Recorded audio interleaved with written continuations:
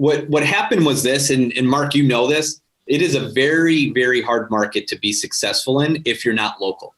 So guys in Illinois, I think, have a great competitive advantage because the big guys that came in my opinion, they did okay because they bought in 2011, 12, 13, right? They literally bought at the bottom of the market and have seen crazy appreciation. So they did okay. But to go back in there right now, they're pretty scared. They're all pretty terrified of Illinois, the politics, the taxes. I mean, there's a lot of things that those guys don't know how to navigate.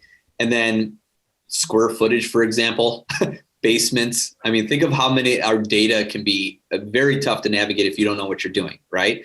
Their model was built off of the Sun Belt, right? So going into Arizona and these easy, built in the 1970s, 80s ranches, 1,300 square feet, 3 2s, get in, get out, easy, right? So I think Illinois, I don't see a ton of institutional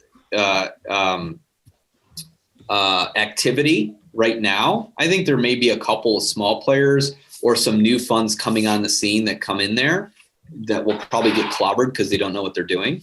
I see it a ton in Florida. It is like gung-ho, guns a-blazing down here, where these guys don't need any equity, meaning they're buying a house for 100, putting 50,000 into it. It's worth 150 and they're fine with it.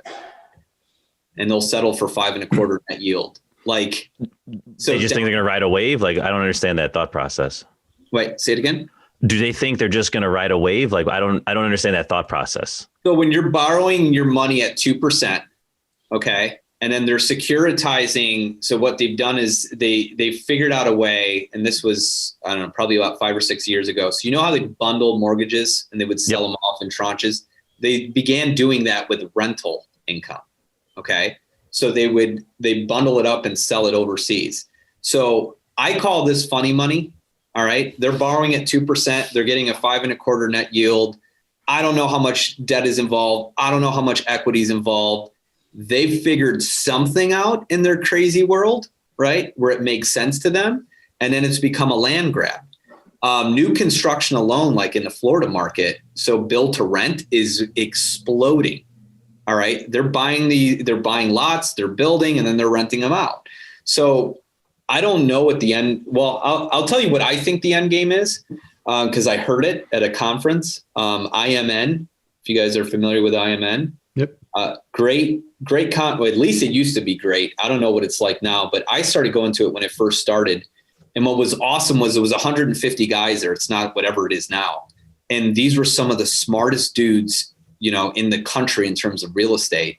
And one of them who gave a talk stood up and said, our goal is to, it makes me sick to my stomach, but this is literally what he said. Our goal in the next X amount of years is to make every American a tenant. So much for the American dream. All right. So their end game, it's a land grab.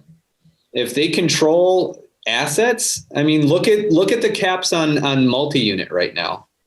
In certain areas, what, 2, 3? With a funky pro forma. Like, it's not even a true, it's not even a true number.